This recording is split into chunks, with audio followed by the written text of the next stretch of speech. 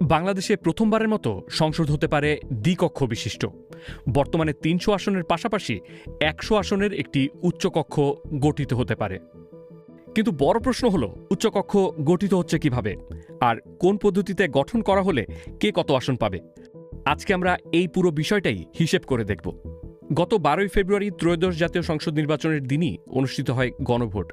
নির্বাচন কমিশনের তথ্য অনুযায়ী গণভোটে বৈধ ভোটের মোট ৬৮.৫৯% মানুষ হ্যাঁ এর পক্ষে ভোট দিয়েছে এবং না এর পক্ষে ভোট দিয়েছে ২১.৪১% মানুষ। গণভোটের ব্যালটে ৪টি প্রশ্ন ছিল, কিন্তু ভোটারদের দিতে হয়েছে একটি মাত্র হ্যাঁ বা না। আলাদাভাবে কোনোটায় হ্যাঁ বা না দেওয়ার সুযোগ ছিল না।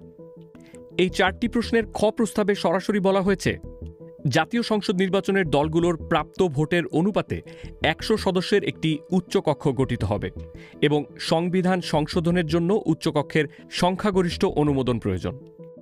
এবার আসা যাক এবারের ত্রয়োদশ জাতীয় নির্বাচনের ফলাফলে। এই নির্বাচনে বিএনপি, জামাত, এনসিপি, ইসলামী আন্দোলন ও বাংলাদেশ খেলাফত মজলিসের সম্মিলিত ভোট ৮৯.৫৭%, বাকিরা ১০.৪৩% ভোট পেয়েছে। এর মধ্যে স্বতন্ত্র প্রার্থীরা পেয়েছে ৫.৭৯% ভোট। সংবিধান সংস্কার কমিশনের প্রতিবেদন অনুযায়ী উচ্চকক্ষে রাজনৈতিক দলকে অন্তত ১% ভোট পেতে হবে। স্বতন্ত্র ও বাকিদের ভোট বাদ যাবে হিসাব থেকে।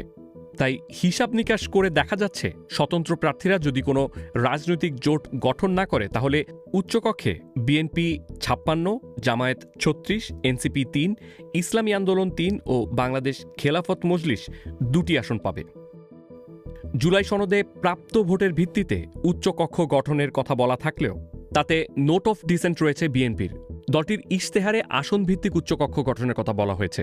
৩টির কম আসন পাওয়ায় বাংলাদেশ খেলাফত ও ইসলামী আন্দোলন উচ্চকক্ষে প্রতিনিধিত্ব পাবে না। উচ্চকক্ষে প্রতিনিধিত্ব পাবে না একটি করে আসন পাওয়া গণ অধিকার পরিষদ, গণসংহতি আন্দোলন, বিজেপি ও খেলাফতের অপর অংশ। আসন বিবেচনায় উচ্চকক্ষ গঠিত হলে বিএনপি অন্তত ৭০টি, জামাত অন্তত ২৩টি এবং এনসিপি অন্তত ২টি আসন পাবে।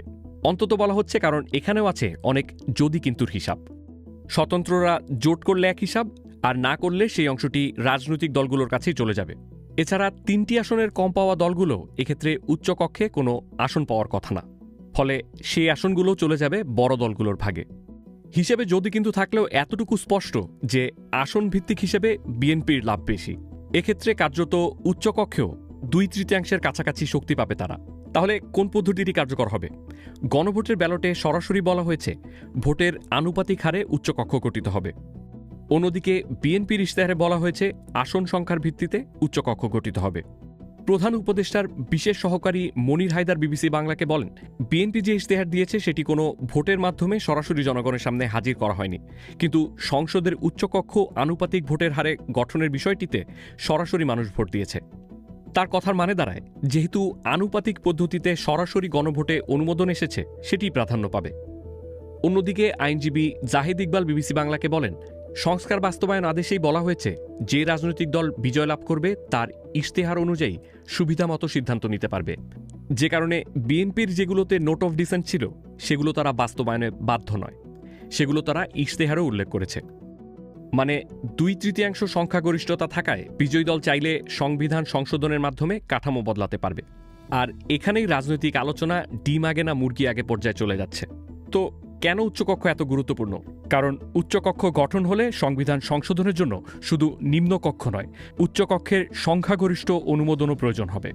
অর্থাৎ উচ্চকক্ষ হয়ে উঠবে এক ধরনের সাংবিধানিক চেকপয়েন্ট, এবং কোন পদ্ধতিতে উচ্চকক্ষ গঠিত হচ্ছে সেটি নির্ধারণ করবে ভবিষ্যতের ক্ষমতার ভারসাম্য।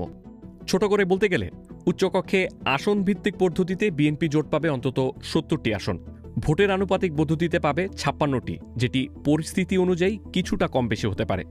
পার্থক্য অন্তত ১৪ আসনের। এই সংখ্যাটি ভবিষ্যতের রাজনীতিতে বড় ভূমিকা রাখতে পারে।